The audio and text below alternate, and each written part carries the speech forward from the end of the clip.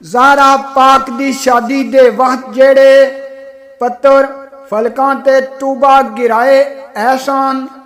अल्लाह पाक दे हुक्म थी ओ पत्तर उराम मलकां गुलमान उठाए एहसान एक दूजे नू रोज़े हिसाब तिकोर तोहफे उरा गुलमाना पहुँचाए एहसान साइम ज़हरा दी शान दिखलान बदले खास अल्लाह ने करम कमाए एहसान लगा अशोर मैदान ते ओ पत्तर अजब शान अंदर नजरी आमने ने